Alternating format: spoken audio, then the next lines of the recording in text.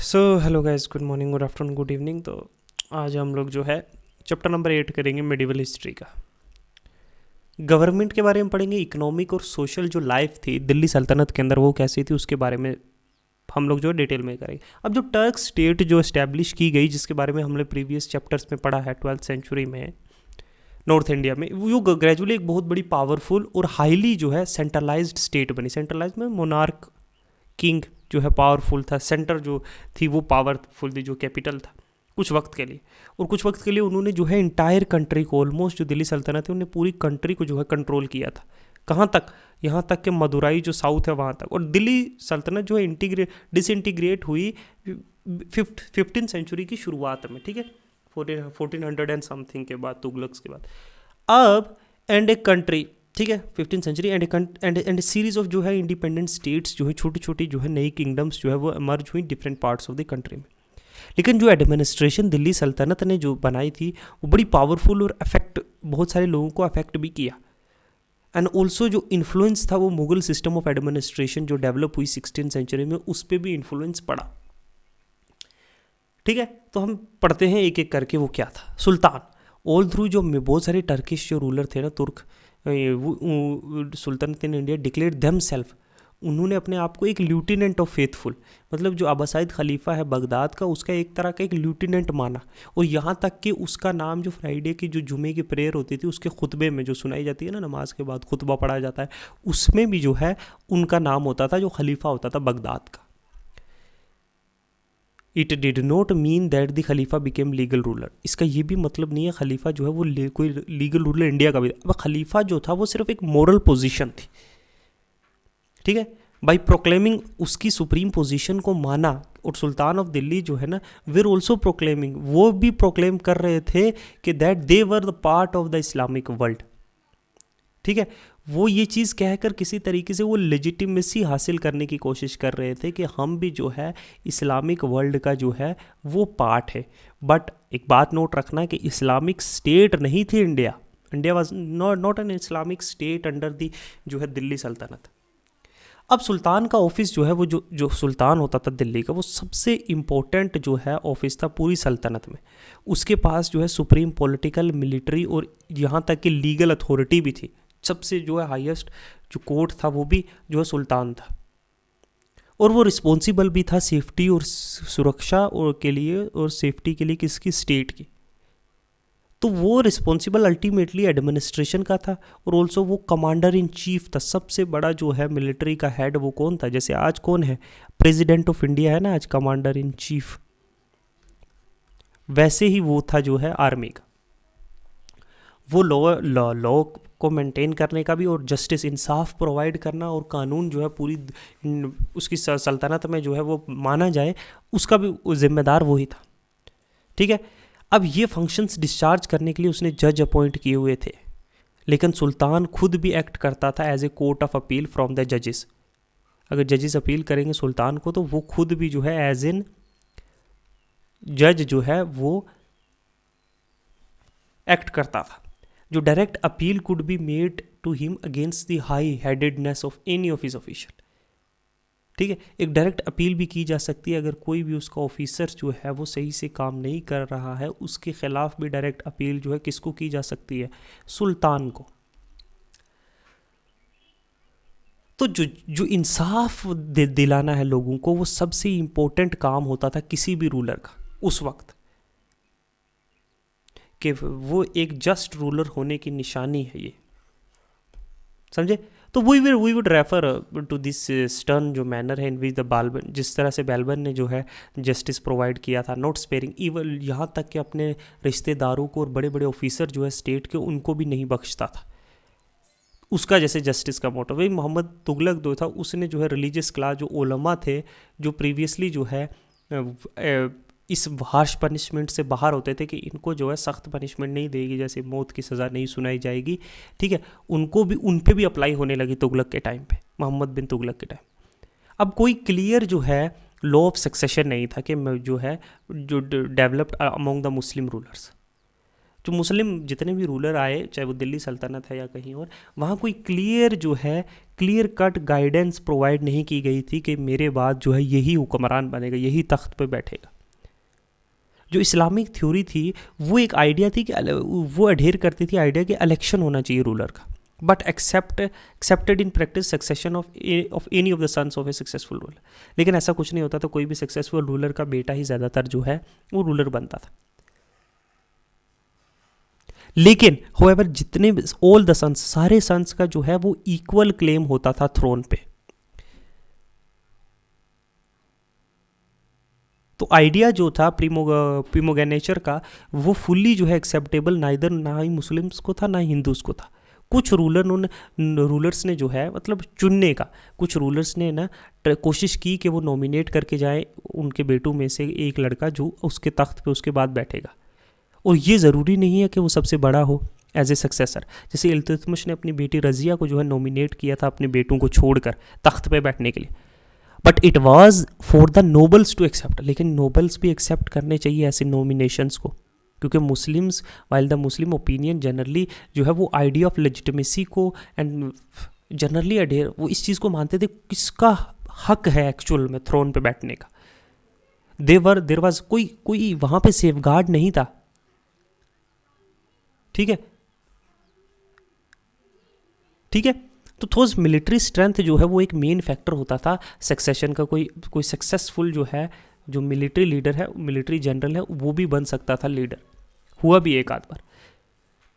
लेकिन public opinion को भी इग्नोर नहीं किया जा सकता। लोग किसको चाहते हैं कि वो तख्त पे बैठे, तो यही है पब्लिक का डर होता था, फॉर फेयर ऑफ जो है पब्लिक ओपिनियन। खिलजी जो है वो इंटर नहीं कर पाया दिल्ली बहुत अरसे तक, क्योंकि उसने अपने जो है चचा को मार के जो है वो क्या है तख्त पे बैठा था, ठीक है। आफ्टर डिस्पोजिंग जो है खिलजीज हैं एक्चुअली वो भी दिल्ली में इंटर नहीं करे, क्योंकि उन्हें बाल्बिन्स के सक्सेसर सबको मार के जो है टर्क्स को जो है वो जो है तख्त में बैठे थे, और उन्होंने एक नया टाउन बना दिया था सीरी, ठीक है। तो ये था सुल्तान, ये सक्सेसर्स के बारे में कुछ जनरल आइडियाज थे जो मैं आपको बताना चाहता था। नेक्स्ट आता है सेंट्रल एडमिनिस्ट्रेशन। देखो सुल्तान था वो, उसे जो है नंबर ऑफ बहुत सारे मिनिस्टर्स होते थे जो उसी के द्वारा जो है चुने जाते थे, जो और वो उस ऑफिस में रहते थे जब तक उसकी मर्जी है। तो वो उनकी हेल्प से जो है सेंट्रल एडमिनिस्ट्रेशन चलाता था। जो नंबर उनका वो कितने होंगे, पावर उनकी क्या क्या होगी, उनके फंक्शंस क्या होंगे मिनिस्टर्स के, जो है वो अलग अलग टाइम पे वेरी करते रहे अपने अपने सुल्तान के कन्वीनियंस के हिसाब से। एक डेफिनेट सिस्टम जो एडमिनिस्ट्रेशन डेवलप हुआ 13th सेंचुरी के बाद, ठीक है। एक की फिगर जो है इन एडमिनिस्ट्रेशन में वो था वज़ीर का। ये वज़ीर का सिस्टम अगर मैं आपको बताऊं तो ये ओटोमन एम्पायर जो था ना, ठीक है, उसमें बड़ा पावरफुल जो है एक प्राइम मिनिस्टर की जैसे आज इंडिया में, तो बड़ा पावरफुल पोजीशन होती थी ये, ठीक है। ये टर्क्स में जो है वही तो है, ओटोमन टर्क्स में जो है वो होती थी। अब अर्लियर पीरियड में जो वज़ीर था वो एक प्राइमरली एक मिलिट्री लीडर हुआ करता था, लेकिन 40th सेंचुरी में वज़ीर को कंसीडर किया जाने लगा एक एक्सपर्ट रेवेन्यू अफेयर्स में भी, जो पैसा लेन देन है, टैक्सेस हैं, ये जैसे आज का फाइनेंस मिनिस्टर है। और वो जो है बहुत सारे बड़े बड़े डिपार्टमेंट्स को हैंडल करता था, जो खर्चा करने में और इनकम और एक्सपेंडिचर दोनों में जो है जो डिपार्टमेंट्स जो है लगे होते थे। अब मोहम्मद तुगलक ने जो है इस चीज़ को बड़ा ही क्लोजली ध्यान दिया, किस तरह से रेवेन्यू डिपार्टमेंट को जो है ऑर्गेनाइज़ किया जाएगा। उसका वज़ीर जो ख्वाजा जहान था वो बड़ा ही रिस्पेक्टेड था, और उसको चार्ज दिया गया कैपिटल का, पैसे का, जब तुगलक जो है वो बाहर चला जाता था किसी बगावत, किसी रेबेलियन को जो है वो देखने के लिए। तो एक सेपरेट जो है अलग पे ऑडिटर जनरल होता था, जो ये जो खर्चा हुआ है, जैसे आज है ना auditor general of India, accountant general है ना, जो है इंस्पेक्ट करता था कि कितना जो है इनकम हुई है, ठीक है। जो काम करता था वज़ीर के अंडर ही। और तो जो लड़ाइयाँ हैं, जो नोक जोक है, वो डिफरेंट ऑफिसर्स में हुई भी है, बिटवीन डिफरेंट ऑफिसर हैम्पर किया है जो स्मूथ फंक्शनिंग होती है अपर डिपार्टमेंट की। अब जो रेवेन्यू डिपार्टमेंट था तुगलक के अंडर, वो इन अफेयर्स को जो है हद तक जो है देखने में कामयाब रहा। जो लार्जेस्ट एम्पायर जो that had come into existence in India, Mauryan empire के बाद जो है सबसे बड़ा एम्पायर जो है तुगलक्स के अंडर था। अब खान जहाँ एक कन्वर्टेड जो है टेलिंग जो है ब्राह्मण था, जो डिप्टी था, who was deputy to be the previous wazir, ठीक है, प्रीवियस वज़ीर का जो डिप्टी था वो चूज़ किया गया, फिरोज़ तुगलक ने अपना वज़ीर चूज़ किया उसने, जो इसके मतलब जो पिछला वज़ीर था उसका एक किस्म का असिस्टेंट का काम करता था उसके नीचे, उसके जो है फिरोज़ तुगलक ने किया। और उसने पूरी अथॉरिटी के साथ जो है उसने फुल इन्जॉय की अथॉरिटी रेवेन्यू डिपार्टमेंट में। उसने 18 साल तक एज ए वज़ीर काम किया। इस जनरली इसको कंसीडर किया गया हाई वाटर मार्क ऑफ वज़ीर इन्फ्लुएंस, सबसे ज़्यादा जो है पावरफुल। अब खान जहाँ जो है उसको सक्सीड किया वज़ीर किसने, खान जहाँ टू ने। द अटैम्प्ट ऑफ खान जहाँ टू ये था कि वो अब किंग मेकर का रोल प्ले करे डेथ की, फिरोज़ की डेथ के बाद। फिरोज़ शाह तुगलक के मरने के बाद उसने सोचा कि मैं अब राजा बनाऊंगा, ठीक है। और कहीं ना कहीं ये फेलियर, यहाँ ना बना पाना, ये अपने काम में फेल होना एक सेटबैक था वज़ीर की पोजीशन के लिए। जो इंपॉर्टेंस थी वज़ीर की वो अब could only revive only under the Mughals. अब जो है जब तक मुगल्स जो है अपनी एडमिनिस्ट्रेशन सेट करते, यहाँ पे कहीं ना कहीं जो वज़ीर की पावर थी उसने अपनी शाइन लूज़ कर दी थी। जो मोस्ट इंपॉर्टेंट डिपार्टमेंट था स्टेट का वज़ीर के बाद वो था दीवान अर्स। ये क्या था, मिलिट्री डिपार्टमेंट, फौज, ठीक है। और इसका जो हेड था वो क्या था, अरीज मामलिक, जो हेड था मिलिट्री डिपार्टमेंट का। अब अरीज जो था वो कमांडर इन चीफ नहीं था आर्मी का, क्योंकि सुल्तान खुद है कमांडर इन चीफ आर्मी का। जितनी भी फोर्सेज है उसके अंडर, चाहे वो नेवी है, चाहे वो आर्मी थी, कैवलरीज थी उस टाइम के, मतलब आज तो अलग अलग एयर फोर्सेज है। अब उन दिनों में कोई भी king could have survive, no king could have survive on the throne. कोई भी किंग जो है अपने तख्त पे ना बचता अगर वो अपना सारा भरोसा, अगर वो सारी जिम्मेवारियां जो चीफ कमांड जो है आर्मी की जो है किसी दूसरे को दे देता, क्योंकि फिर कूप हो जाता ना, जैसे आज मॉडर्न डे में होता भी है। तो स्पेशल रिस्पॉन्सिबिलिटी जो इर्स डिपार्टमेंट की थी वो था रिक्रूट करना, नए नए लोगों को भर्ती करना, उनको हथियार देना, उनको सैलरी देना। जो ऑफिसर था, द ऑफिस था इर्स का, एक्चुअल में वो हेड था कमांड का, लेकिन उसके पास जो है कमांड करने की पावर नहीं थी। वो सिर्फ नए लोगों को रिक्रूट कर सकता था, उनको चीज़ें दे सकता था, उनको पैसे देता था, सैलरी है ना, लेकिन ठीक है, वाज एन इम्पोर्टेंट वन। ये सल्जूक जो सल्जूक है ना उनके अंदर भी। अब we hear if of it in India for the first time, जब बैलबन ने एक अपना सेपरेट डिपार्टमेंट बनाया था, पहली बार हम इसके बारे में सुन रहे हैं, इर्स के बारे में। और बाद में अलाउद्दीन खिलजी ने भी बड़ा ध्यान दिया उसकी कैसे ये काम करता है। अलाउद्दीन खिलजी ने ये भी इंसिस्ट किया कि एक रेगुलर मस्टर होना चाहिए आर्मी फोर्सेस को। उसने इंट्रोड्यूस किया बैंडिंग सिस्टम, दाग, घोड़ों का निशान, दाग होता था, ब्रांडिंग की जाती थी घोड़े की, ताकि सोल्जर्स जो है वो जो है पुअर क्वालिटी का, मतलब ख़राब जो है घोड़े जो है मस्टर में ना लाए। एक डिस्क्रिप्टिव रोल जो है हर सोल्जर का वो मेंटेन किया जाता था। आर्मी जो है वो पोस्ट की जाती थी अलग अलग हिस्सों में पूरे दुनिया के। तो एक strong contingent remaining with the ruler, और एक स्ट्रॉन्ग जो है आर्मी की अच्छी क्वांटिटी में आर्मी जो है वो कैपिटल में रहती थी, जहाँ पे किंग रहता है।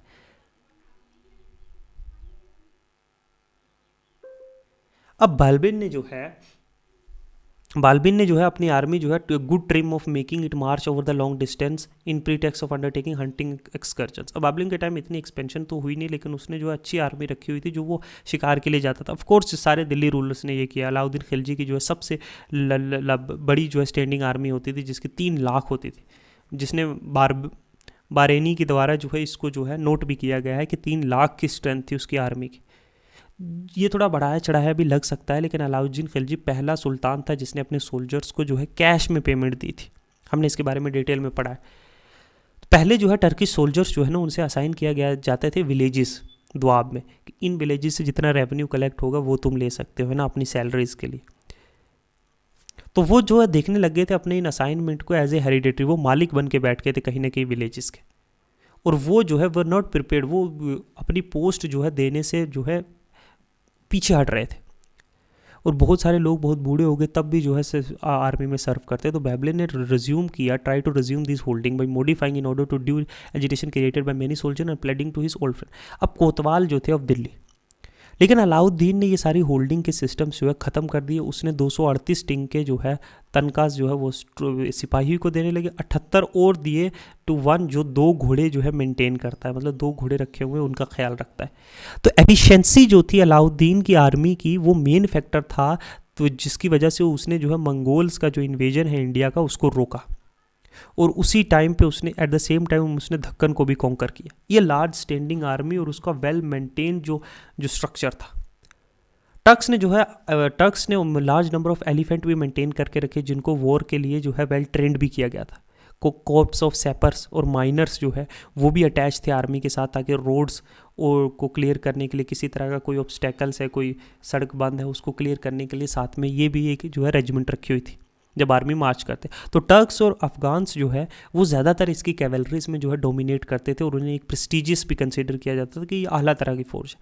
हिंदूज़ को जो है कैवलरीज और इन्फेंट्री में जो है दोनों में जो एम्प्लॉय किया गया था उस टाइम के गजनवीद के टाइम से।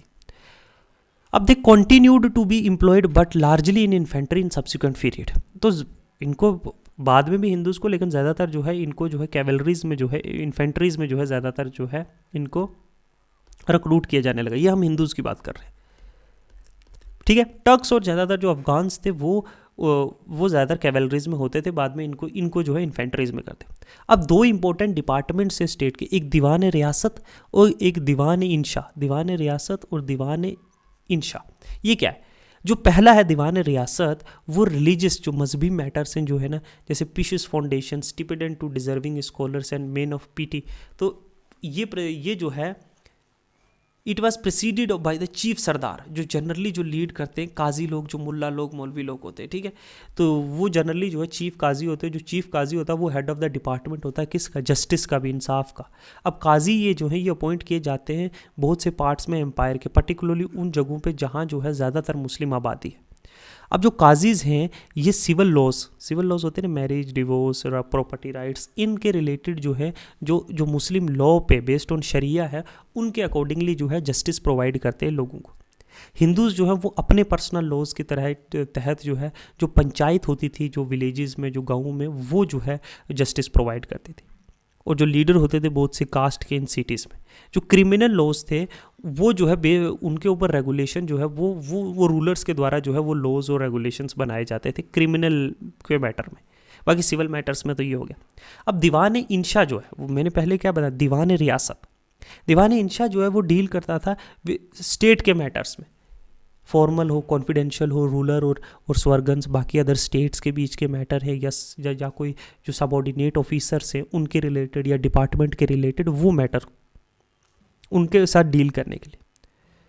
बहुत सारे नंबर ऑफ बाकी डिपार्टमेंट में एडिशन हुए। जो रूलर्स थे पोस्ट उन्होंने इंटेलिजेंस भी रखी हुई थी, इंटेलिजेंस एजेंट जिनको बरीड्स कहते थे different part of the empire में, ताकि उनको इन्फॉर्मेशन मिलती रहे कि क्या क्या हो रहा है, जासूस। तो सिर्फ जो है नोबल मैन जो है वो इन्जॉय करते थे फुल कॉन्फिडेंस रूलर का, एंड वाज अपॉइंटेड एज बरीड्स। ये तो नोबल्स को ही ज़्यादातर जो है चीफ बरीड्स जो है वो एम्प्लॉय किया जाता था, ये intelligent officers. Ruler house holds जो थे, जो बादशाह के घर वाले हैं, वो भी इंपॉर्टेंट डिपार्टमेंट स्टेट के होल्ड करते थे।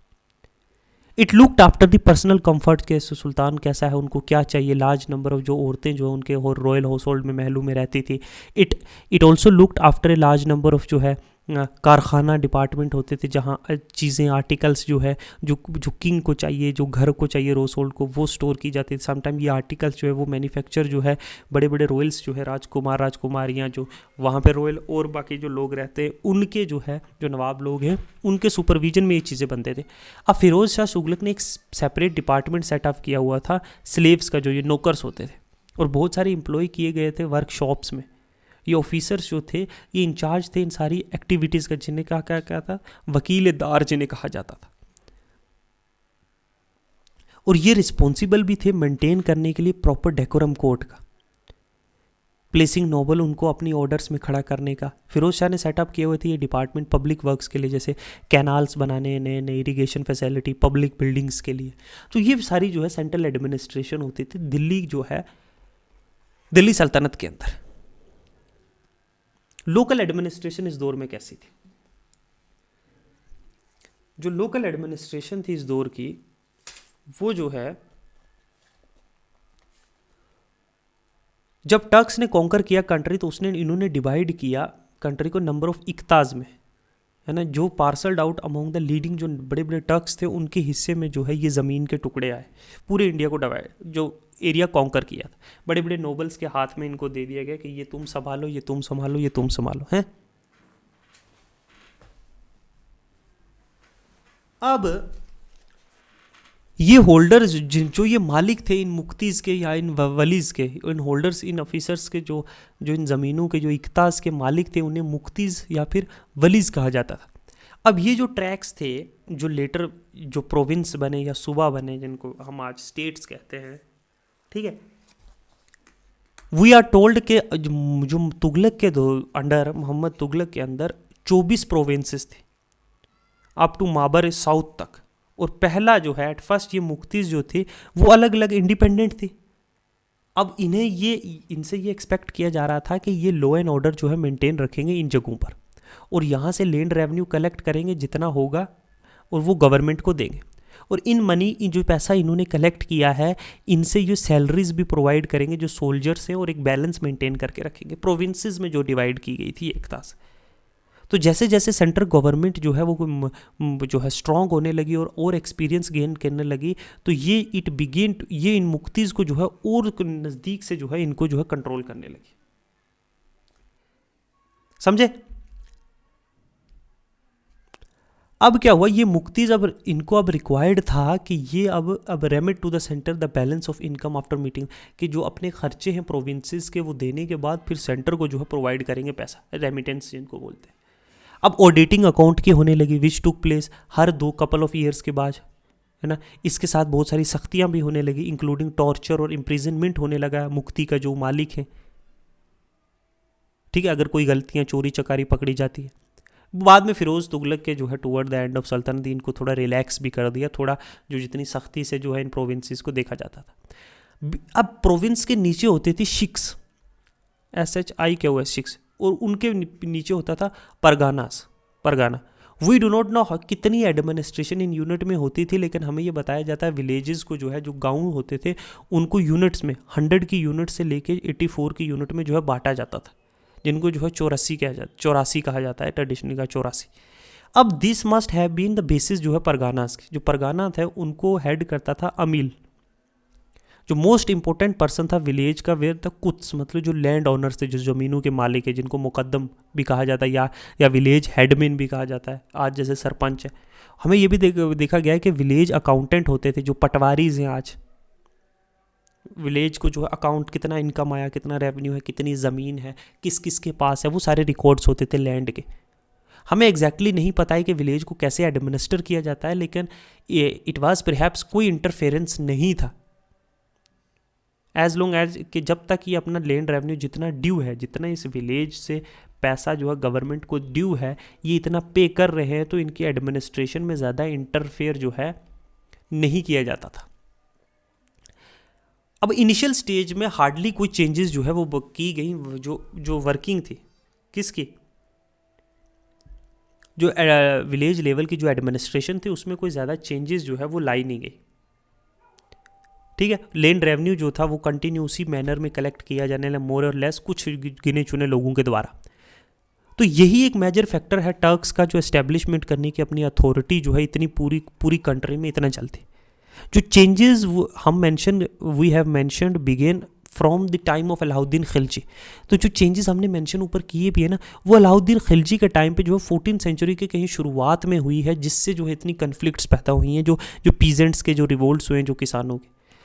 टर्क्स ने इतने चेंजेस नहीं लाए, इतना इसीलिए तो शांति से उन्होंने जो है कॉन्कर कर लिया। जैसे जैसे चेंजेस आने लगे खिलजीज के पीरियड में, तो वैसे वैसे जो है रेबेलियन भी होने लगे, ठीक है। तो ये था कुछ जो है जनरल एडमिनिस्ट्रेशन जो है अपार्ट फ्रॉम सेंटर, जो प्रोविंसेस कैसे एडमिनिस्ट्रेट की जाती है। शुरू में एकताज का कंसेप्ट आया, फिर वही प्रोविंसेस, फिर वहाँ गवर्नर्स अपॉइंट होने लगे, उससे नीचे लोकल बॉडीज़ थी, तो पटवारीज एंड वेरियस मुकद्दम्स और वेरियस जो है छोटे छोटे डिपार्टमेंट्स, और उस तरीके से सब्सिक्वेंट जो है चेंजेस आने लगे। अगर इकोनॉमिक और सोशल लाइफ की बात करें तो हमारे पास बहुत कम इन्फॉर्मेशन है किस तरह की इकोनॉमिक कंडीशन लोगों की थी दिल्ली सल्तनत में, क्योंकि हिस्टोरियन इस पीरियड के वो ज़्यादातर जो है सुल्तान और उसकी कोर्ट में क्या हो रहा है उसमें ज़्यादा इंटरेस्टेड थे, ना कि आम लोगों की ज़िंदगी में। लेकिन फिर भी हम जो है समटाइम टेल अस कुछ पीसेस जो कमोडिटी की, जैसे इब्ने बतूता जो एक रेजिडेंट थे ऑफ तनगीर इन नॉर्थ अफ्रीका, जब वो विज़िट करते हैं इंडिया में 14th सेंचुरी में, और रहते हैं मोहम्मद बिन तुगलक की जो कोर्ट में 8 साल तक, ठीक है। और वो ट्रैवल करते हैं वाइडली पूरी कंट्री में, और उसने जो है कुछ इंटरेस्टिंग अकाउंट्स जो है वो लिखे हैं, जो प्रोडक्ट्स हैं वेरियस कंट्री में वो कैसे, इंक्लूडिंग जो फ्रूट्स है, हर्ब्स है, फ्लावर्स, फूल है, फल, सब्जियां कैसी थी, और रोड की कंडीशन कैसी है, लोगों की ज़िंदगी कैसी है। हमारे पास कुछ और भी आते हैं, अब कुछ और भी अकाउंट्स हैं लोगों के जो ट्रैवलर्स आए थे, जो फूड ग्रेन्स थे, बाकी जैसे फल कैसे, क्रॉप्स, फ्लावर्स जो है वो मेंशन किए गए इन ट्रैवलर्स के द्वारा। जैसे राइस है, शुगर केन है जो प्रोड्यूस की जाती है ईस्ट साउथ में, जो वीट है, ऑयल सीड्स है नॉर्थ में। इब्न बतूता कहते हैं कि सोइल जो है, मिट्टी बड़ी ही यहाँ की ज़रख़ेज़ है, फर्टाइल है, और 2-2 क्रॉप्स एक साल में उगाई जा सकती है। और यहाँ तक कि चावल जो है 3 बार उगाए जाते हैं एक साल में। सीसम, इंडिको, कॉटन जो है वो उगाई जाती हैं। दे ऑल्सो फाउंड के बहुत सारी विलेजेस में इंडस्ट्रीज़ भी हैं, जैसे तेल की, ऑयल प्रेसिंग की, अच्छा ये गुड़ बनाने की जो जागरी है, कपड़े बुनने की, कपड़ों को कलर करने की, डाइंग ऑफ कलर एटसेट्रा। तो ये चीज़ें हमें पता चल रहा है, ठीक है। ये हमें जो है ज़्यादातर जो है ट्रैवलर्स के एक पर्सपेक्टिव से, उनके पीओवी से हमें पता चलता है, नॉट दैट कि हमें कोई कोर्ट के राइटर ने लिखा है। अब जैसे जैसे हम पढ़ते हैं, पीजेंट्स जो हैं, जो किसान हैं, जो वहाँ पे रेंट पे लेके ज़मीनें उन पे लेबर कर रहे हैं, और रूरल जेंट्री, उनके बारे में देखते हैं। जैसे बिफोर है, पीजेंट जो है वो हमेशा से ही इंडिया में एक ओवरवेलमिंग मेजॉरिटी रही है पॉपुलेशन की, ज़्यादातर लोग, और पीजेंट्स जो है वो कंटिन्यूली जो है मेहनत करते रहे अपने सिर्फ एक बेयर सब्सिस्टेंस, अपना गुजारा करने के लिए। बहुत सारे रिकरिंग बार बार फेमाइंस आते थे, भुखमरी होती थी, वॉर्स, जंगें जो है डिफरेंट पार्ट ऑफ कंट्री में होती थी। तो इससे कहीं ना कहीं जो हार्डशिप है किसानों की, पीजेंट्स की, फार्मर्स की, वो जो है बहुत ज़्यादा बढ़ती थी। और पीजेंट्स जो है did not live at the level of subsistence, जहाँ तक कि गुजारे तक का जो है उनके पास, उनका जो है उस लेवल तक भी वो नहीं रहे। अब अपार्ट फ्रॉम विलेजेस जो है, विलेज आर्टिशंस जो थे, विलेज में बहुत सारे लोग काम करते थे, जैसे कारपेंटर हो गया, पोटर हो गया, जो मिट्टी के बर्तन बना रहा है, जो लकड़ी का काम कर रहा है, जूते का काम कर रहा है, लोहार है, सोनार है, ठीक है। वो जो है कहीं ना कहीं मोर प्रोस्पेरस सेक्शन थी लोगों की, जो अपनी ओनर थे, कल्टीवेटर ऑफ लैंड, जो खुद के अपनी ज़मीनों पे किसानी करते थे, और उन्हें जो है ओरिजिनल सेटलर कहा जाता था विलेज का, ठीक है। विलेज ज़्यादातर जो है विलेज पंचायत के द्वारा जो है डोमिनेट की जाती थी। जो विलेज का हेडमैन था, जो बड़ा मुकद्दम है, या फिर कोई छोटा लैंडलॉर्ड है, जो जिम्मेदार है, ज़मींदार है, ठीक है, वो एक हाई स्टैंडर्ड ऑफ लाइफ जो है वो इंजॉय करते थे, ऐशो अशरत, आराम की ज़िंदगी, ठीक है। उन एडिशन के उनके पास अपनी ज़मीनें भी हैं, ठीक है। दे हेल्ड लैंड फॉर विच, यहाँ तक कि वो जो रेवेन्यू पे करते थे कंसेशन रेट के ऊपर, उनकी अपनी ज़मीनें भी काफ़ी नंबर पे थी, और यहाँ तक कि जो रेवेन्यू वो सरकार को पे करते थे वो भी जो है एक आम पीजेंट से कम पे करते थे। और कभी कभी ये अपने ऑफिसेज जो इन्होंने होल्ड किए हुए, जैसे मुकद्दम मैंने बताया, पंचायत में वेरियस है, जैसे कुछ हैं जो लैंड ओनर्स हैं, ये अपनी पोजीशन का बहुत बार गलत इस्तेमाल भी करते थे। ऑर्डिनरी पीजेंट्स को जो है peasant to pay their share of land revenue also. ये पीपल जो है बड़ी प्रॉस्पेरस लाइफ जीते थे, enough to ride on costly, इतनी आराम से कि वो अराबिक और इराकी घोड़ों पे जो है वो जो है घूम फिर सकते थे, अच्छे कपड़े पहनते थे, बिहेव करते थे जैसे वो मेंबर हैं किसी अपर क्लास के। हमने वी हैव सीन कि अलाउद्दीन खिलजी ने कितने सख्त एक्शन लिए थे इन लोगों के खिलाफ, इनकी ये सारी प्रिविलेजेस को ख़त्म कर दिया था। Even they have to continue to enjoy this, फिर भी ये जो है हाई स्टैंडर्ड ऑफ लाइफ जो है कंटिन्यू इन्जॉय करने लगे, अगर हम कंपेयर करें एक ऑर्डिनरी पीजेंट्स के। ये देखा गया है कि after the death of Aurangzeb है ना, उन्होंने अपनी ये वे ऑफ लाइफ जो है दोबारा से कंटिन्यू कर ली, जिस ऐशो अशरत और आराम से ये रहते थे। एक और सेक्शन है जो इन्जॉय करती थी हाई स्टैंडर्ड ऑफ लाइफ, वो थी हिंदूज, रियाज या ऑटोनोमस जो राजाज थे, जो बड़े बड़े, जो कंटिन्यूसली जो है उनके पास जो बड़ी बड़ी ई स्टेट के मालिक थे ज़मीनों के बड़े बड़े, तो वो जो है लाइफ, हमें नंबर ऑफ रेफरेंसेस भी मिलते हैं हिंदू राइज का, जो रियाज का जो कोर्ट में, जो बैबलिन की कोर्ट में विजिट करते हैं। तो कोई डाउट नहीं है कि हिंदू रियाज जो है उन्होंने पावरफुल पोजीशंस जो है वो कंटिन्यू होल्ड किए हैं इन एरियाज़ में, और उन्होंने जो है किसके कंट्रोल में, जो डायरेक्ट कंट्रोल में भी जो एरियाज़ थे दिल्ली सल्तनत के, उनके अंडर जो बड़ी बड़ी ई स्टेट्स के मालिक थे, ठीक है। तो ये पीजेंट्स और जो है लैंडलॉर्ड्स की कहानी थी। अब हम ट्रेड और इंडस्ट्री और मर्चेंट्स देखते हैं जो दिल्ली सल्तनत के अंडर थे। अब जैसे जैसे कंसोलिडेशन हुआ दिल्ली सल्तनत का, तो इम्प्रूवमेंट जो कम्युनिकेशन का जो है, राब्ता जो है पूरे मुल्क में, कनेक्टिवनेस जो है वो भी बढ़ी, ठीक है। एक साउंड करेंसी सिस्टम जो है इंट्रोड्यूस हुआ, जिसको सिल्वर का तनका, कॉपर के दिरहम जो है, जिसके साथ जो है ग्रोथ भी हुई, एक डेफिनेट ग्रोथ भी हुई ट्रेड की कंट्री में। तो यहाँ कहीं ना कहीं जो बड़े बड़े टाउन्स और जो मॉडर्न लाइफ है वो इंट्रोड्यूस होनी शुरू हुई। जैसे इब्न बतूता दिल्ली को जो है लार्जेस्ट सिटी कहते हैं, जो eastern part of Islamic world की सबसे बड़ी सिटी है। उसने कहा कि दौलताबाद जो देवगिर है वो दिल्ली के बराबर है साइज़ में, और इंडेक्स ऑफ ग्रोथ जो है ट्रेड जो है नॉर्थ और साउथ के बीच में जो है बराबर का है। तो एक और इम्पोर्टेंट जो सिटी थी उस टाइम की वो थी लाहौर और मुल्तान जो है नॉर्थ वेस्ट में, और कारा और लखनऊती जो थी वो ईस्ट और जो अनहिलवरा जो पटन था या काम्बे जो है काम्बेत जिसको बोलते हैं वेस्ट में। तो मॉडर्न हिस्टोरियन कहते हैं दैट ऑन ए होल जो सुल्तनत थी वो प्रेजेंट करती एक पिक्चर जो है अर्बन इकोनॉमी बहुत स्ट्रॉन्ग थी, बड़ी बड़ी सिटीज़ एमर्ज हो रही थी, ट्रेड्स था, प्रोस्पेरिटी थी सिर्फ मेजर सिटीज़ में। अब such as economy must have necessitated commerce on a large scale. Bengal और जो टाउन्स थे गुजरात के वो फेमस थे फाइन क्वालिटी फाइबर्स के, कपड़ों की जो फाइब्रिक्स होती है ना, क्लोथ्स जो है बड़ी फाइन क्वालिटी के, अच्छी क्वालिटी के बेहतरीन कपड़े जो प्रोड्यूस किए जाते थे इन टाउन्स में। काम्बे जो गुजरात में है वो फेमस था अपने टेक्सटाइल के लिए और सोने और चांदी के काम के लिए। सोना गांव जो है बंगाल का वो अपने रोज सिल्क के लिए और फाइन कॉटन क्लॉथ के लिए, जो आज भी है, जिसको हम मुस्लिन कहते थे, बाद में जो है ब्रिटिश के दौर में और मुगल दौर में उसको मुस्लिन कहा जाएगा, जो बेहतरीन जो एक्सपोर्ट किया गया लार्ज नंबर में।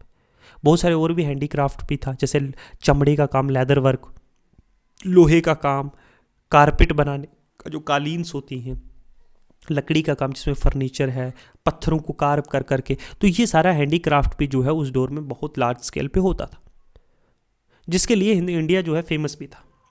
नए क्राफ्ट जो है टर्क्स के द्वारा इंट्रोड्यूस किए गए, जैसे मैन्युफैक्चरर ऑफ पेपर, जो आर्ट जो थी पेपर कागज़ बनाने की वो चाइनीज़ ने डिस्कवर की थी 2nd सेंचुरी में, और अरब वर्ल्ड को जो है ये 8th सेंचुरी में पता कर चल गई थी, वहाँ से यूरोप में ट्रैवल हुई 14th सेंचुरी में। तो जो प्रोडक्शन थी टेक्सटाइल की वो भी जो है इम्प्रूव हुई, जो है स्पिनिंग व्हील जो इंट्रोड्यूस किया यूरोप के द्वारा। अब cotton could be cleaned, cotton को अब जल्दी साफ़ किया जा सकता हो, और better by wider use of cotton जो है कार्डर ब्लो जो धुनिया थी। अब ये but there is a little doubt है कि जो मोस्ट इंपॉर्टेंट जो स्किल थी ऑफ इंडियन क्राफ्टमैन क्या थी। Doubt about the most important was the skill of Indian craftsman. Indian textile जो है वो ऑलरेडी अपनी पोजीशन एस्टेब्लिश कर चुकी थी ट्रेड में, कंट्रीज़ में जो रेड सी है, पर्शियन गल्फ इन एरियाज़ में, और इस पीरियड में जो है फाइन इंडियन टेक्सटाइल जो है वो इंट्रोड्यूस किया गया चाइना को एज वेल। चाइना में भी अब ट्रेड होने लगा, जहाँ इसकी वैल्यू जो है वो बढ़ गई सिल्क से भी ज़्यादा। ठीक है, अब इंडिया इंपोर्ट करता था वेस्ट एशिया को high grade textile, satin etcetera, glass ware of course है ना, और हॉर्सेस घोड़े भी। अब फ्रॉम चाइना ये इंपोर्ट करने लगा रॉ सिल्क और जो है पोर्सेलिन, ठीक है, कच्चा जो है ना एकदम सिल्क, और यहाँ आके उसको रिफाइन करने लगा। आइवरी जो इंपोर्ट होती थी, जो जानवरों के जो है चमड़ा है, हड्डी है जो, या फिर जो उनके दांत हैं वो अफ्रीका से, और स्पाइसेस जो हैं जो मसाले हैं वो साउथ ईस्ट एशिया से इंपोर्ट की बात कर रहा हूँ। इन रिटर्न जो है फॉर इंडियन टेक्सटाइल, जो टेक्सटाइल इंडिया से कपड़े जाते थे उनके बदले ये चीज़ें वो इंपोर्ट करते थे वेस्ट एशिया से, जो मैंने बताया चाइना से और साउथ एशिया से। सिंस इंडिया का फेवरेबल ट्रेड बैलेंस था, तो गोल्ड और सिल्वर जो है वो इंडिया में हमेशा आता ही था, क्योंकि इंडिया जो है वो जो है एक्सपोर्ट ज़्यादा करता था और इंपोर्ट का। या फिर ये भी हो सकता है कि जितने पैसे का वो एक्सपोर्ट कर रहा है ना वो ज़्यादा हो और इंपोर्ट जो है कम पैसों का कर रहा हो। तो इंडियाज़ का फॉरेन ट्रेड जो था वो ज़मीन के ऊपर भी, ओवरलैंड भी जो इतना हमारे, और ओवरसीज़ भी दूसरी जगह पे, वो ट्रूली एक इंटरनेशनल एंटरप्राइज है कि पूरी दुनिया में ऑल थ्रू जो अरब थे वो डोमिनेट करते थे, जो पार्टनर थे इंडियन ओशन ट्रेड का, बट वो किसी भी मीन में जो है इंडियन ट्रेडर को उन्होंने बाहर नहीं निकाला, चाहे कालिंगीज थे, तमिल थे, गुजराती थे, हिंदू मुस्लिम दोनों, वो लार्ज नंबर में ट्रेडिंग पार्टनर्स थे यहाँ पे। जो कोस्टल ट्रेड था, और जो ट्रेड जो है कोस्टल पोर्ट्स पे था या नॉर्थ इंडिया के साथ था, जैसे इन द हैंड्स ऑफ मारवाड़ीज़ और गुजरातीज़ के हाथ में बहुत नंबर में था, जो आज भी है, क्योंकि ये ज़्यादातर जो थे जेन्स थे जिन्होंने एंशिएंट इंडिया से डोमिनेट किया है। जो मुस्लिम थे, जो मुस्लिम बोरा मर्चेंट थे उन्होंने भी पार्टिसिपेट किया ट्रेड में। जो ओवरलैंड ट्रेड था सेंट्रल और वेस्ट एशिया के साथ, वो मुल्तानीज़ के हाथ में था। ज़मीन के ऊपर जो है सेंट्रल और वेस्ट एशिया के साथ जो ट्रेड करते मुल्तान के लोग, जो ज़्यादातर हिंदू थे और मुस्लिम भी थे, उसमें जो खुरासानीज़ भी थे, अफ़गानी थे, ईरानियन एटसेट्रा, और बहुत सारे मर्चेंट्स जो हैं वो दिल्ली में सेटल भी हुए थे उस टाइम पे। गुजराती और मारवाड़ीज़ जो थे वो ज़्यादातर बहुत ही एक्सट्रीमली बहुत ही अमीर लोग थे, और कुछ जो है पर्टिकुलरली जैन थे, जो अपना ज़्यादातर मन पैसा जो है, लार्ज सम ऑफ मनी जो है टेम्पल्स पे, जो बिल्डिंग पे, मंदिरों बनाने में भी यूज़ करते थे। काम्बे जो थी सब वाजे एक ग्रेट सिटी थी जिसमें वेल्थी मर्चेंट्स रहते थे, बड़े बड़े अमीर बिजनेसमैन लोग रहते थे। उन्होंने बड़े बड़े घर बिल्ड किए हुए थे पत्थरों के और मोटर्स के, टाइल जिनके रूफ्स पे लगी हुई थी। दे उनके हाउसेज जो फ्रूट्स गार्डन्स और बगीचों के साथ और बड़े बड़े टैंक पानी के उनसे घिरा हुआ था। तो वल्ची मर्चेंट और जो जो स्किल्ड क्राफ्टमैन हैं वो रहते थे बड़ी ही आरामदायी लग्जरियस लाइफ में, गुड फूड, अच्छा खाना, अच्छे कपड़े। जो हिंदू मुस्लिम मर्चेंट थे और जो फॉरनर थे वो अटेंड करते थे बाई पेजेस, ब्रिंगिंग तलवारें लाते थे, सिल्वर और गोल्ड वर्क का, लोहे के काम। तो इन दिल्ली में भी जो है जो हिंदू मर्चेंट हैं वो घोड़े पे चलते थे, कॉस्टली जिनके टैपिंग होती थी, जिनके ऊपर जो बड़े बेहतरीन घरों में रहते थे, फेस्टिवल त्यौहार मनाते थे बड़े बड़े आलीशान। तब तो बारानी लिखते हैं कि मुल्तानी मर्चेंट जो थे वो इतने अमीर थे कि गोल्ड और सिल्वर जो थे वो इतने बेशुमार उनके घरों पे मिलता था, उनके अकेले पड़े खाली घरों में।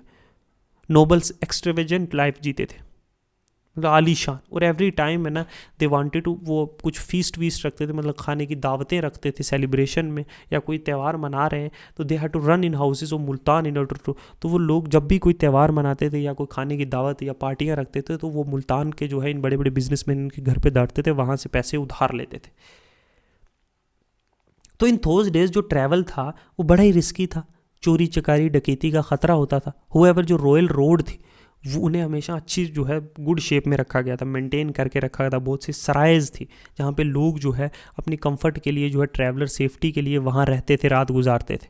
इन एडिशन टू रॉयल रोड्स जो थी पेशावर से सोना गांव, तुगलक ने एक और रोड बनाई थी दौलतपुर तक। तो एक पार्ट से दूसरी पार्ट में जो है जल्दी ट्रेड हो सके, क्विकली लोग पहुंच सके। ठीक है,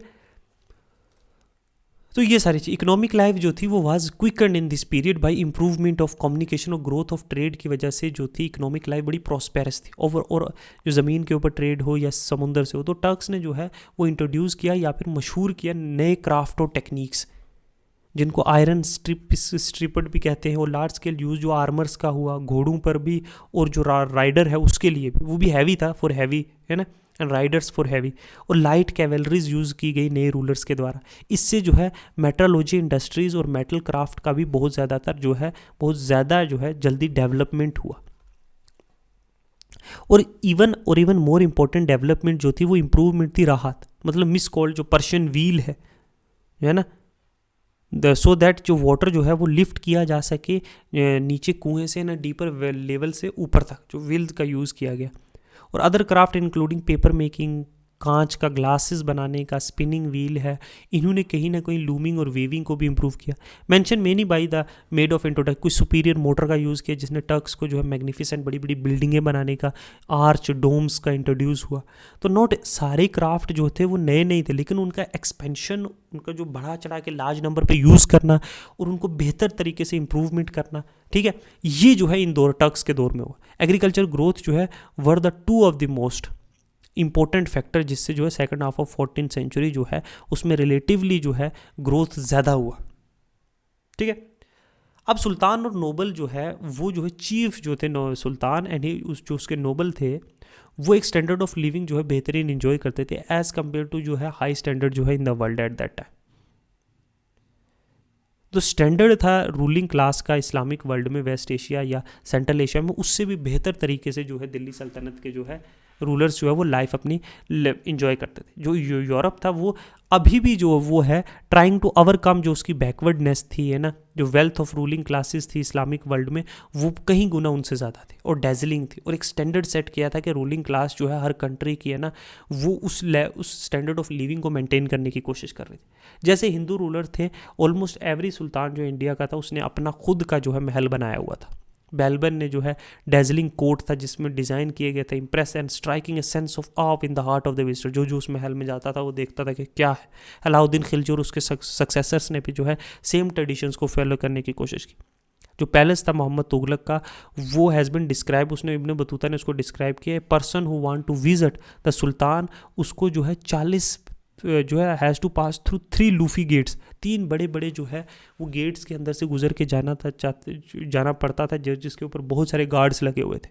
फिर वो जो है उसको एक कोर्ट में जाना जहाँ थाउजेंड्स ऑफ पिलर लगे हुए हैं, जो इतना बड़ा हॉल है जिसको उसके जो है हर वहाँ पे जो है पॉलिश की हुई लकड़ियों के पिलर हैं जो डेकोरेट किए गए हैं, ऑल काइंड ऑफ जो कॉस्टली जो मटेरियल पूरी दुनिया में मिलता है। So this was a place जहाँ सुल्तान जो है अपनी पब्लिक कोर्ट हेल्ड करता था, जहाँ लोग आके अपनी बातें बताते थे, शिकायतें सुनवाई करते थे, जस्टिस मांगने के लिए आते थे। तो मोहम्मद बिन तुगलक है ना use to present 2 robes of honour and one in cold and other in hot season each of his nobles. ठीक है, उसके पास जो एस्टिमेटेडली 2 लाख रोब्स थे हर साल। वो 2 लाख रोब्स हर साल लोगों को दे देता है, कपड़ा पहनने का होता है। ठीक है, ये रोब्स जो थी ये रॉयल वर्कशॉप में बनी गई थी। जनरली जो है इंपोर्टेड क्लॉथ होते थे, वेलवेट, डमास्क या वूल, जिसमें जो है बोरोकेड और कॉस्टली मटेरियल यूज होते थे। ठीक है, तो बड़ी बड़ी गिफ्ट्स है ना ये दिए जाते थे उन नोबल्स को फेस्टिवल ओकेजन्स पे। सुल्तान के बर्थडे पे उनको दिया जाए, नौरोज़ जो पर्शियन न्यू ईयर है या एनुअल कोरोनेशन डे है। तो रॉयल जो कारखाने थे वो रेफ़र किए गए थे इन चीज़ों को बनाने के, जो जो सुल्तान को चाहिए। इट इज़ सैड कि एक ओकेजन पे एक सिंगल पेयर ऑफ जो शूज़ था सुल्तान का वो कॉस्ट करता था 70,000 तनख्वाह। जो जितने भी आर्टिकल्स जो थे जो यूज़ होते थे रॉयल कामों में, वो सोने और चांदियों से जो है जड़े हुए होते थे और हीरे जवाहरात। ठीक है, और ये सारे स्टोर किए जाते थे to the women in the harems. Almost हर सुल्तान का एक हरम था जहाँ पे क्वीन रहती थी और बाकी लार्ज नंबर ऑफ जो स्लेव्स थे बहुत सारी कंट्रीज से लाए हुए वो रहते थे। तो लार्ज नंबर ऑफ सर्वेंट्स जो थे या स्लेव्स जो थे या औरतें मर्द जो है वो काम करते थे। ठीक है, एम्प्लॉय थे उनको सेफ गार्ड करने के लिए और उनके कम्फर्ट को देखने के लिए हरम के। जितने भी वुमेन जो रिलेशन में थी सुल्तान के, इंक्लूडिंग उसकी मदर, उसके आंट वैंट, वो सब आंट वांट वो सब हरम में रहते थे। तो सेपरेट जो है उनको अकोमोडेशन प्रोवाइड किया जाता था हर एक को।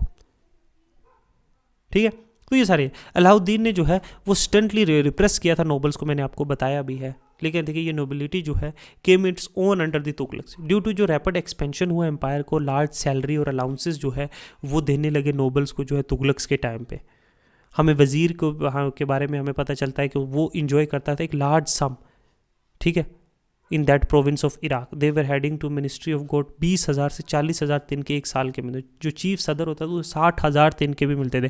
खान जहां जो वजीर था फिरोज तुगलक का, वो जो है 15 लाख तनख्वाह लेता था। हिज सन और सन एंड लॉ, उन्हें भी न्यूमरस जो है सेपरेट अलाउंसेस मिलते थे। ड्यूरिंग द तुगलक पीरियड जो नंबर ऑफ नोबल्स थे और उन्होंने जो है बड़ी लार्ज जो है फॉर्चून जो है वो एक्वायर कर ली थी, ज़मीनें, दौलत, पैसा, सोना चांदी, महलें। ठीक है, तो जो बशर है जो बशीर है हुआ, जो फ़िरोज़ का जो है अरीज़ मामलिक भी था, वो उसने 13 करोड़ रुपए अपनी जब मौत हुआ वो पीछे छोड़ के जाए। ऑन द ग्राउंड के बशीर हैज़ बिन ओरिजिनली वो एक स्लेव था। फ़िरोज़ शाह ने सारी की सारी जो उसकी वेल्थ है वो जब्त कर ली और वो डिस्ट्रीब्यूट कर दी अपने बच्चों के बीच में। ये तो मोर और लेस एक्सपेक्टेड भी है। जो प्रॉपर्टीज़ थी नोबल की वो जनरली सेफ रहती थी और वो अलाउंसेस जो थे वो जो अलाउंसेस थे वो उनके बच्चों को आगे बांट दिए जाते। ठीक है, तो इस तरीके से एक लेविश लाइफ जो है वो इंजॉय करते थे बहुत सुल्तान भी और तुगलक, जो सुल्तान भी और उसके नोबल्स भी। टाउन लाइफ, स्लेव्स, आर्टिशंस और बाकी जो है, देखो हमें we have already refer to as a revival of towns. और टाउन लाइफ जो है सल्तनत के अंदर दोबारा से रिवाइव होने लगी लार्ज स्केल पे, क्योंकि ट्रेड होने लगा, ये सब चीज़ें जो है लार्ज नंबर ऑफ सोना चांदी आने लगा। जो टर्किश रूलिंग क्लास थी वो एसेंशियली जो है अर्बन रूलिंग क्लास थी with a taste for the town life, क्योंकि ये जो है ज़्यादातर टाउन्स में रहते थे। बहुत सारे टाउन्स जो है वो बड़े अराउंड मिलिट्री जो गैरिसन्स थी। ठीक है, जो प्रोवाइडर थे फूड, गुड्स और सर्विसेज का to them. In due courses बहुत सारे जो है वो इमर्ज हुए, कल्चरल सेंटर भी हो जाए। मेडिवल टाउन्स की जो है ना हैज़ मिसलिनियस पॉपुलेशन इंक्लूडिंग बहुत सारे noble, large scale of clerk जो है जो गवर्नमेंट ऑफिस चलाते हैं, या जो दुकानदार से, आर्टिशन से, बैगर से, वो ऑल टाइप के लोग जो है टाउन्स में रहते थे। जैसे एक पोस्ट ऑफ क्लार्क और लोअर ऑफिसर्स की had obviously to be given to the people जो लिख सकते और पढ़ सकते हैं। सिंस जो वर्क है टीचिंग का वो लार्जली जो है मुस्लिम थियोलॉजियंस जो ओलमाज है उनके हाथ में होता था, और ओलमा और जो लोअर ऑफिसर्स थे वो टेंड टू थिंक, वो वैसे सोचते और वैसे बिहेव भी करते थे। तो जितने भी मोस्ट ऑफ द हिस्टोरियंस जो इन सेक्शन से आए हैं उनकी राइटिंग इन ओपिनियन को रिफ्लेक्ट ही करती है, और प्रेजुडिस जो इस सेक्शन की, बेगर्स जो जनरली जो है war arm like ordinary people, ये लार्ज मासेज में थे और कुड समटाइम क्रिएट प्रॉब्लम, जो है लॉ एंड ऑर्डर की प्रॉब्लम भी क्रिएट कर सकते थे। तो एक और लार्ज सेक्शन जो टाउन की जो कंसिस्ट करती थी उसमें स्लेव्स आते थे, डोमेस्टिक सर्वेंट जो घर में नौकर चाकर है। तो स्लेवरी एग्जिस्ट करती थी इंडिया में और as well as West Asia में भी और यूरोप में भी बहुत लंबे अरसे तक। तो पोजीशन जो डिफरेंट टाइप ऑफ स्लेवरी की होती थी, एक जो घर में पैदा हुआ है स्लेव, एक जो खरीदा गया है, एक जो किसी से एक्वायर किया गया और एक जो इनहेरिट किया गया है, जैसे शास्त्रार्थ में, हिंदू शास्त्रार्थ में डिस्कस किया गया है। तो स्लेवरी जो है has been adopted by the Arab और बाद में टर्क्स ने भी जो है स्लेवरी वाला कंसेप्ट अडॉप्ट कर लिया। तो मोस्ट जो यूजुअल मेथड था किसी भी स्लेव को जो है वो रखने का, वो जो कैप्चर होते हैं, जो जंग के दौरान जो पकड़े जाते हैं उनको, इवन जो महाभारत भी इसको कंसिडर करता है normal to enslave a person, enslave a prisoner of war. तो टर्क्स ने प्रैक्टिस ये शुरू की on a large scale in their wars in and outside India. ठीक है, स्लेव मार्केट दोनों मर्दों की और औरतों की वेस्ट एशिया और इंडिया में भी एग्जिस्ट करती थी, चाहे वो टर्क्स है, चाहे वो कॉकेशियंस हैं, चाहे वो ग्रीक है, चाहे वो इंडियन स्लेव है। एंड इंडियन स्लेव वो वैल्यू, उन्हें मोर वैल्यू किया जाता था और वेर सोट आफ्टर। एक स्मॉल नंबर ऑफ स्लेव्स जो है वो अफ्रीका से भी इंपोर्ट किए जाते थे। ठीक है, स्लेव्स जो है जनरली जो है डोमेस्टिक घर के कामों के लिए, कंपनी के लिए, स्पेशल स्किल्स के लिए जो एक्वायर किए, जो स्किल्ड सोल्जर होते थे या कॉमनली बॉय होते थे, उनका पैसा ज़्यादा था और कभी कभी कुछ जो है हाई ऑफिसर्स भी बन जाते थे राइज होकर। ठीक है, अब स्लेव्स जो थे, जो कुतुबुद्दीन ऐबक के या इन केस ऑफ जो जैसे कुतुबुद्दीन ऐबक है वो एक स्लेव था, फिरोज शाह तुगलक जो है ऑल्सो प्राइज स्लेव्ड और 1,80,000 उसके स्लेव, उनके नौकर थे। और बहुत सारे जो है वो हैंडीक्राफ्ट के काम में, बहुत सारे पर्सनल गार्ड थे जो सुल्तान के। जो लार्ज नंबर ऑफ स्लेव्स थे वो होएवर यूज्ड फॉर पर्सनल सर्विसेज के लिए ज़्यादातर जो है ये स्लेव्स का यूज़ किया था, नौकरों का यूज़ किया जाता, गुलामों का। सच स्लेव जो है कभी कभी ना बड़े सख्ती से इनके साथ पेश आया जाता था। It can be argued that the condition जो स्लेव की थी, जो नौकरों की थी, वो बेहतर थी, ठीक है, देन दैट ऑफ दी जो लोग जो है ना एडमिनिस्ट्रेशन में जो लोग स्लेव्स थे, है ना, जो डोमेस्टिक वर्क नहीं, जो दूसरे में थे, उनसे जो है बेहतर थे। क्योंकि बिकॉज जो मास्टर था और फॉर्मर, वो उसे जो है खाना प्रोवाइड करना है, उसे रहने की जगह, वाइल ए फ्री मैन में स्टार्व टू डेथ। ठीक है, अब स्लेव्स जो है वो उन्हें शादी करने की इजाज़त थी, ठीक है, टू ओन अपनी पर्सनल प्रॉपर्टी वो ओन कर सकते। होएवर इट वाज वाइडली एक्सेप्टेड कि स्लेवरी जो है वो एक बड़ा ही डिग्रेडिंग चीज़ है। ठीक है, उन्हें नीचली नज़र से देखा जाता था।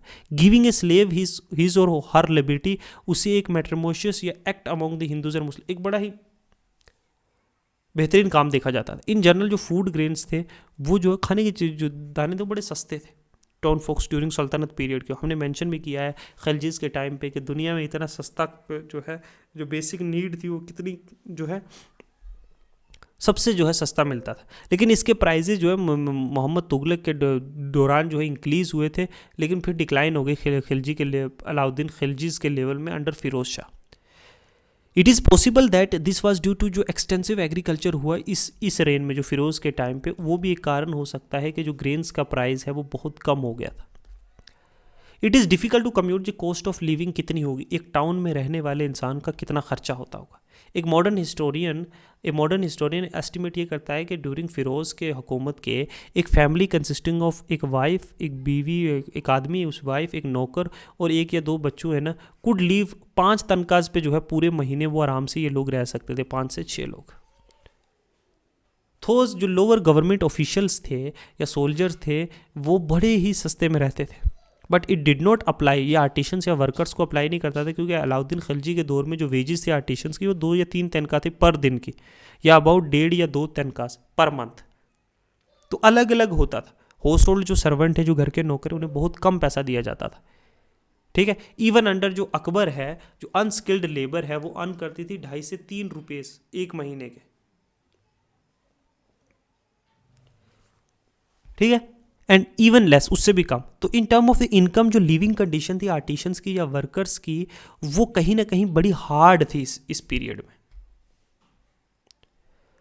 तो मेडिवल सोसाइटी जो थी एक सोसाइटी ऑफ ग्रेट इनइक्वालिटीज थी, एंड दिस वाज रिफ्लेक्टेड, एक मुस्लिम सोसाइटी में दिखता, इवन मोर इन हिंदू सोसाइटी में भी। तो इनइक्वालिटी तो बहुत थी। हमने ये पिछली वे में देखा किस तरह जो है नोबल किस टाइप की लाइफ एंजॉय करते थे, रूलर्स किस टाइप की लाइफ, या रॉयल फैमिलीज किस तरह की लाइफ एंजॉय करते थे एज कम्पेयर टू जो लोकल पीपल से। ठीक है, तो latter being predominantly rural where inequality and where last mark in towns, जैसे मुस्लिम नोबिलिटी की जो लाइफ थी वो ग्रेट अस्टेंटेशन में थी, कुछ बड़े ही अमीर जो मर्चेंट्स बिजनेसमैन्स हैं, हिंदू और मुस्लिम जो हैं, जो लेड लाइफ्स ऑफ ओस्टेशंस। तो जो ग्रेट मासेस, जो ज़्यादातर जो आम दुनिया थी, जो टाउन्स में या कंट्री साइड में बड़ी ही एक सिंपल लाइफ जीते थे, और उन्हें ऑफन जो है अक्सर उन्हें बड़ी मुसीबतों से जो है हार्डशिप्स के से गुजारा करना पड़ा। It was however not a life without joy, लेकिन ये नहीं कि बिल्कुल मुसीबतों में बिना खुशी के नहीं थे। एक न्यूमरस बहुत सारे फेस्टिवल, त्यौहार, मेला होता था, ठीक है, ठीक है। ये भी नहीं कि एकदम आज की तरह ही है, मतलब यही समझ लोगे लाइफ में किसके प्रॉब्लम्स नहीं। तो कास्ट, सोशल मैनर और कस्टम्स के बारे में देखते हैं। तो कुछ ज़्यादा हिंदू सोसाइटी में इस पीरियड में जो हम याद रखना, दिल्ली सल्तनत के पीरियड में जो है हिंदू सोसाइटी में कुछ ज़्यादा चेंजेस नहीं आए। जो स्मृति राइटर्स थे उस टाइम के, वो कंटिन्यू करते रहे अपने असाइन जो है हायर पोजीशन जो है ब्राह्मण्स को अभी भी यहाँ पे मिल रहा था, और वाइल स्ट्रांगली डिनाउंसिंग जो अनवर्दी मेंबर हैं ऑर्डर के, जो निचली तबके के लोग। एक स्कूल ऑफ थिंकिंग के अकॉर्डिंगली ब्राह्मण्स को जो है वो उन्हें इजाज़त दी गई थी कि वो एग्रीकल्चर में प्रैक्टिस कर सकते हैं, not only in time of distress but on normal times में भी, ठीक है। सिर्फ मुसीबतों के टाइम या भूखमरी या फेमाइन के टाइम नहीं, बल्कि नॉर्मल टाइम पे ही वो एग्रीकल्चर कर सकते हैं। Since officiating at sacrifice but did not furnish mean of subsistence as in the Kali age, कि ये नहीं कि ज़रूरतों के लिए। स्मृति की टेक्स्ट कंटिन्यू एम्फसाइज करने लगी पनिशमेंट किसकी, विकेड और चेरिशिंग द गुड, कि बुराई का हमेशा सजा देनी है और अच्छी चीज़ को हमेशा जो है चेरिश करना है। ये ड्यूटी एक क्षत्रिय की, and that right to wield weapon for the purpose of protecting people, कि लोगों की हिफाजत करने के लिए हथियार उठाना एक क्षत्रिय का धर्म है। और and likewise belong to him alone, और सिर्फ अकेले इसी का है। जो ड्यूटी ऑक्यूपेशन जो शूद्रास की थी वो मोर और लेस वही रिपीटेटिव ही थी। जो हाईएस्ट ड्यूटी थी शूद्रा की वो है दूसरी कास्ट की जो है सर्विस में। ही वॉज अलाउड, वो इंगेज कर सकते, किसी तरीके का भी वो ऑक्यूपेशन कर सकता है, एक्सेप्ट कि वो जो है शराब या मीट का काम नहीं इंक्वायर करेगा। बैन था पढ़ने पे या फिर किसी तरीके की भी बोलने पे जो वेदास शूद्रास के द्वारा, बट नॉट ओनली हियरिंग और reciting, but not on hearing, सुन सकता है पुराना उसको। कुछ writer go as far as to say कि not only eating a Shudras food but also living in the same house with them, sitting in the same court and receiving religious instruction from learned shudra were to be avoided, कि शूद्रा के साथ एक छत के नीचे रहना या उसका लिखा हुआ या पढ़ना या फिर कोई रिलीजियस बातें सुनना, ठीक है, ये साफ साफ अवॉइड करना है, ठीक है। अब दिस में भी रिगार्डेड एज एक एक्सट्रीम व्यू देखा जा सकता है। होएवर जो बड़ी सख्त जो है सजा दी जाती थी अगर चंडेलाज या कोई बाकी कोई आउटकास्ट है जिनको सोसाइटी के फोल्ड से बाहर निकाला गया, उनके साथ कोई वार्तालाप करते हुए या उनके साथ रहते हुए अगर पकड़ा गया। अब देयर वर लिटिल चेंजेस, थोड़ी चेंजेस भी हैं पोजीशन जो वुमेन की थी हिंदू सोसाइटी में। जो ओल्ड रूल थे वो ज्वाइनिंग, अर्ली मैरिज होती थी लड़की की, एंड द वाइफ्स ऑब्लिगेशन क्या था कि वो जो है अपनी सर्विस और डिवोशन जो अपने हस्बैंड के लिए कंटिन्यूड, कि उसका एक ही धर्म है अपने पति की जो है सेवा करना, रक्षा करना। Annulment of marriage were allowed in special circumstances, कि शादी से इनकार होने के लिए मतलब शादी को ख़त्म करने के लिए कुछ सर्कमस्टांसेस, जैसे डिजर्टेशन, लूथसम डिजीज एटसेट्रा, कोई ऐसी बीमारी हो जाए या भाग जाए। बट नॉट ऑल राइटर इस चीज़ पे एग्री नहीं करते। विडो री मैरिज की जो है ना वो जो है प्रैक्टिस वो प्रोहिबिट थी कली एज में। But this apparently apply to the 3 upper caste only, 3 जो अपर कास्ट है, क्षत्रियस, वैश्यास और ब्राह्मण्स। तो प्रैक्टिस ऑफ जो सती सी कुछ राइटर इन्हें अप्रूव करते हैं, है ना, एम्पैथेटिकली, कुछ जो है अलो करते हैं इन कुछ कंडीशंस। जो नंबर ऑफ ट्रैवलर जो mention it's prevalence in different, कुछ कि ये सती की प्रैक्टिस थी कंट्री में। इब्ने बतूता भी मेंशन करते हैं एक हॉरर सीन जो है, एक औरत अपने आप को जो जला लिया अपने जो है पति की चिता पे, और ड्रम्स जो है ढोल बजाए जा रहे हैं।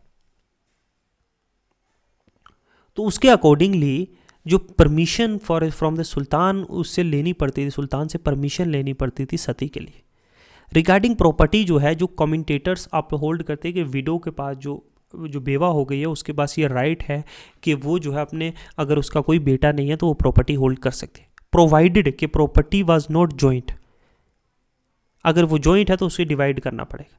तो widow was not merely the guardian of their property but also the full right to dispose it.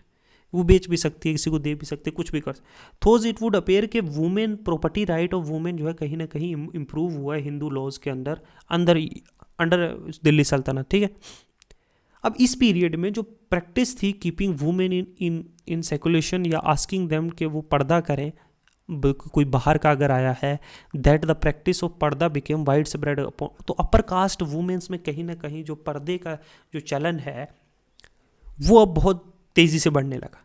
जो प्रैक्टिस थी कि वुमेन्स जो है from vulgar gauge was practice in upper gauge, तो हिंदूज जो है ना, तो एंशिएंट ईरान, ग्रीस एटसेट्रा, तो अरब्स और टर्क्स ने ये कस्टम अडॉप्ट किया जो वो इंडिया में भी लेके आए।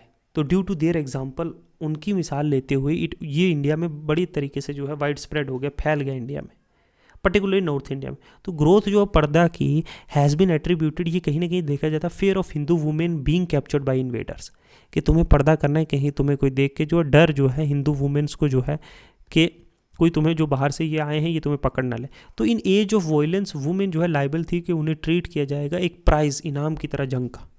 परहैप जो मोस्ट इंपॉर्टेंट फैक्टर है पर्दे का वो सोशल था। इट बिकेम सिंबल जो है कि ये हायर क्लास की जो सोसाइटी की औरतें हैं ये पर्दा करती हैं,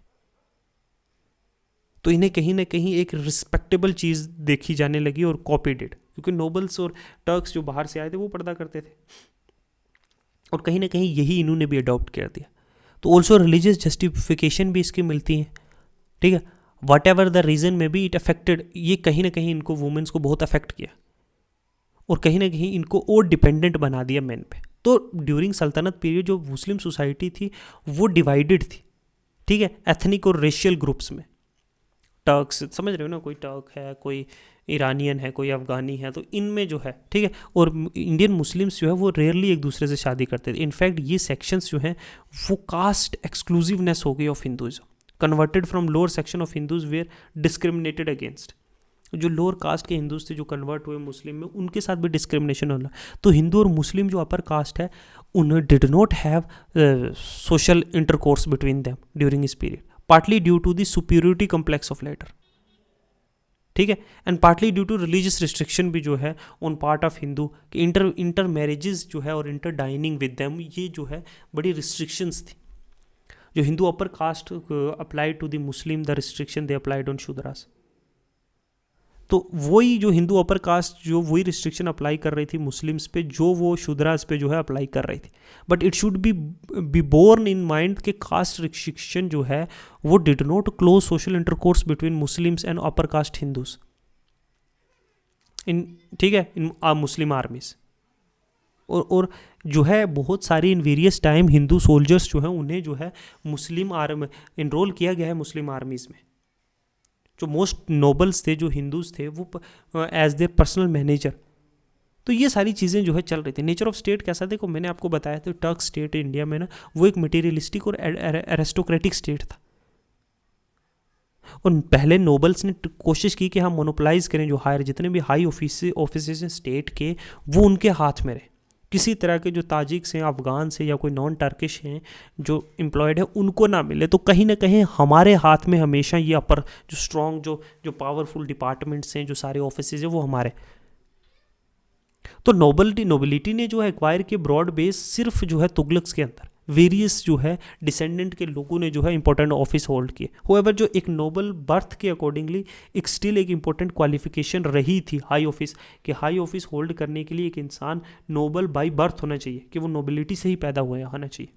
तो जो वास्ट मेजॉरिटी मुस्लिम की थी एज वेल एज जो हिंदूज़ की थी उनके पास लिटिल अपॉर्चुनिटी, बहुत कम ही कहीं कोई चांस था कि वो जो है कोई बड़ा जो है हाई ऑफिस स्टेट में होल्ड कर पाए। ऑफकोर्स जो मुस्लिम थे टाउन्स में उनके पास चांसेस ज़्यादा थे कि वो आर्मी में इनरोल हो सकते हैं, स्टेट की एम्प्लॉयमेंट मिल सकते हैं। जो हिंदू जो है ट्रेड और जो है कॉन्स्टिट्यूट करते थे रूरल एरिस्टोक्रेसी और लोकल एडमिनिस्ट्रेशन विंग्स, विदाउट जिसके कॉपरेशन के स्टेट फंक्शन नहीं कर सकते। तो एक kind of tacit sharing of power थी रियल हिंदू एरिस्टोक्रेट और सिटी बेस्ड एडमिनिस्ट्रेशन की। तो कहीं ना कहीं हाई पोजीशन मुस्लिम ने लियो, लोअर पोजीशन हिंदूज ने लियो, तो एक जो है सिनर्जी के साथ जो है स्टेट वर्क कर रही थी। इन फॉर्मल सेंस जो स्टेट वाज इस्लामिक, जो सुल्तान था वो बड़ा कीन था एम्फसाइज करने के लिए कि मुस्लिम करेक्टर ऑफ स्टेट का, जो होली ला शरिया है उसका ज़्यादा से ज़्यादा यूज़ किया जाए एज़ फार एज पॉसिबल, ठीक है। दिस ऑल्सो मेंट के नॉट अलोइंग कोई इसी तरह का भी ओपन वोलेशन नहीं हो इस्लामिक राइट का। उन्होंने मुस्लिम डिवाइंस को जो है to profitable office of the state वहाँ अपॉइंट किया हुआ था, उन्हें ग्रांट किया हुआ था रेवेन्यू फ्री लैंड्स बहुत सारे, है ना। होएवर जो सुल्तान था वो did not allow Muslim divines to dictate the policy, लेकिन उसने इंटरफेयर किया मुस्लिम डिवाइंस जो बड़े बड़े जैसे ब्राह्मण्स थे प्रीवियस राजपूत के टाइम पे या उससे पहले, तो वैसे उसने जो है स्टेट पॉलिसी को डिक्टेट करने नहीं दिया। वी आर टोल्ड कि ड्यूरिंग द रेन जो इल्तुतमिश पे की है, एक पार्ट ऑफ मुस्लिम डिवाइंस ने उन्होंने सुल्तान को अप्रोच किया और उन्हें कहा कि आप जो है मुस्लिम लॉज को जो है वो स्ट्रिक्टली जो है लागू करो, giving the Hindu the option कि या तो वो इस्लाम कबूल करें या मौत। ऑन बिहाफ ऑफ सुल्तान उसके वज़ीर ने कहा कि जो थियोलॉजियंस हैं दैट दिस वाज ये एक इम्प्रैक्टिकल और इम्पॉलिटिक है, ठीक है, ये नामुमकिन है क्योंकि मुस्लिम बहुत कम नंबर्स में हैं, है ना, as salt as in the dish of food, कि जैसे नमक की तरह है खाने में। और सुल्तान है supplemented Muslim law by framing his own regulation, और इसने सुल्तान ने इसीलिए तो मुस्लिम लॉ के साथ साथ अपने रेगुलेशन जो ज़वाबित है। अलाउद्दीन खिलजी ने अपने काजी से कहा कि जो सिटीज़ हैं he did not know what a lawful और unlawful but framed law according to the need of state, कि उसे नहीं पता कि काजी से कहा कि उसे नहीं पता कि सही क्या है गलत क्या है, लेकिन जो स्टेट को ज़रूरत है उसके हिसाब से मैंने लॉ फ्रेम किए। He did not know what was lawful and unlawful, but framed law according to the need of the state. This is why the historian जो बारानी है वो refuse to consider, वो मानने को तैयार ही नहीं है इंडिया को एक truly Islamic, but on based of worldly एक सेकुलर जो है कंसिडरेशन, एक जहानदारी एज फॉर हिंदू जो सब्जेक्ट हैं, जो लोग हैं फ्रॉम द टाइम जब से आर्ब इन्वेजन सिंध में हुआ है, जो जिमीज प्रोटेक्टेड पीपल, उन्हें एक स्टेटस दिया है कि ये हफाजत है ना, तो जिन्होंने इस्लामिक रूल एक्सेप्ट कर लिया और एग्री के वो टैक्स देंगे जिजिया, ठीक है, उन्हें जो है उनको प्रोटेक्ट किया जाएगा बाय द स्टेट, ठीक है, उन्हें मिलिट्री सर्विसेज में ऐड किया जाएगा, उन्हें ग्रेजुएट स्केल की पे दी जाएगी, वुमेन चिल्ड्रन और इंडिजेंट है ना जो इनसफिशेंट मीन है उन्हें एग्जेम्प्ट किया जाएगा, इन चीज़ों से बाहर रखा जाएगा। तो वो सारी चीज़ें हैं। ब्राह्मण्स ऑल्सो, उन्हें भी जो है ब्राह्मण्स को भी जो है टैक्स पेइंग से बाहर रखा गया, ठीक है। तो ये सारी चीज़ें जो है ये थी। रिलीजियस फ्रीडम अंडर, देखो at the extent of religious freedom according to non Muslim under Delhi सल्तनत है ना may not be seen in this context. Earlier phase जो कॉन्क्वेस्ट का बहुत सी सिटीज़ जो है वो लूटी गई, मंदिर तोड़े गए, स्पेशल टारगेट जस्टिफाई करने के लिए अपना कॉन्क्वेस्ट, पार्टली जो है ये बेहतरीन जो लेविश ट्रेड था इनको जो है कब्जा करने के लिए जो है वो चीज़ें सब की गई। बट जो मोस्ट नोटेबल एग्जाम्पल जैसे क्वाइतुल इस्लाम जो मॉस्क्यू है जो कुतुब मीनार के नज़दीक दिल्ली में है, फॉर्मली वो एक विष्णु टेम्पल था, तो इसे कन्वर्ट किया गया जो है मॉस्क्यू में, जो इनर सेक्टर में जो कंटेन करता है डीटी was pull down and in front of it as a screen of arches containing inscribe verses of Quran जो है वहाँ पे डाले गए। तो पिलर जो बहुत सारे टेम्पल्स के उन्हें यूज़ किया गया कोर्ट यार्ड में, तो कोर्ट यार्ड रिमेन मोर और लेस इंटैक्ट। तो ये बहुत सारी एग्जाम्पल्स मिलती हैं यहाँ पे मंदिरों के, ये आप पढ़ के भी समझ सकते हो। लेकिन एक ओवरऑल अगर पिक्चर हम समझने की कोशिश करें अगर दिल्ली सल्तनत की, ठीक है, एक लेजिटिमेसी प्रोवाइड करने के लिए, ठीक है, लेजिटिमेसी के लिए उन्होंने बताया वो खलीफा और जो खलीफात हैं बगदाद के उसको जो है वो प्रेजेस करते थे, ये सारी चीज़ें वर्ल्ड को दिखाने के लिए हम एक इस्लामिक स्टेट हैं।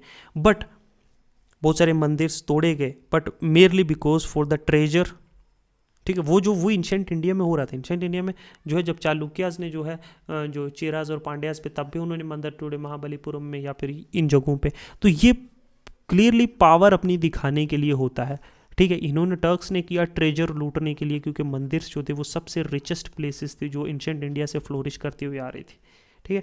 बट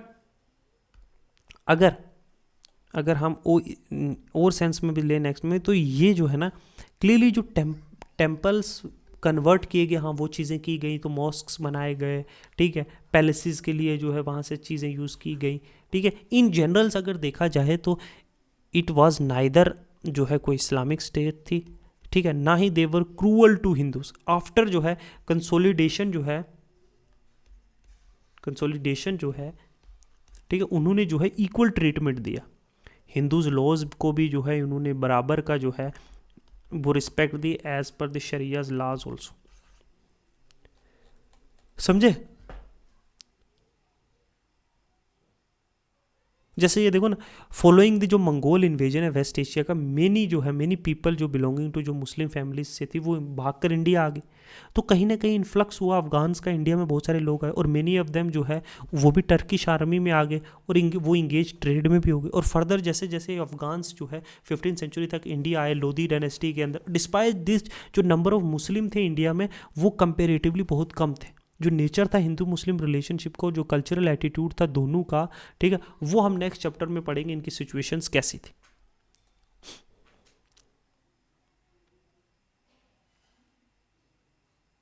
अच्छा, एक और चीज़ है कि कन्वर्जन जो इस्लाम में होता था, वो लोग जो कन्वर्ट होते थे इस्लाम में वो ज़्यादातर वो लोग जो है पॉलिटिकल गेन के लिए कि हम हायर पोस्ट जो है वो गवर्नमेंट में लें, या फिर वो इकोनॉमिक डिसएडवांटेजेस की वजह से भी, और अपनी जो सोशल कंडीशन को इम्प्रूव करने के लिए, जैसे शूद्रास है, ठीक है, वो लोग इस्लाम में कन्वर्ट हो रहे थे उस टाइम पे क्योंकि वो सोच रहे थे कि इस्लाम में जो है भेदभाव नहीं है, हमारा यहाँ कंडीशन ऑफ लिविंग जो है वो हिंदू सोसाइटी में बहुत ख़राब है। कुछ एरियाज़ में जैसे वेस्ट पंजाब में जब, या वैली ऑफ कश्मीर में, या ईस्ट बंगाल में एटसेट्रा, जहाँ ट्राइबल पीपल जो थे वो उन्हें जो जब वो उन्हें कल्टीवेटर्स जब वो किसानी में इंट्रोड्यूस हुए तो उन्होंने पुरानी जो अपनी रिलीजियस बिलीफ थी वो चेंज कर ली और नया फेथ जो है, जो रूलिंग एलिमेंट है उसको अपना लिया। इन दिस केस वो इस्लाम था।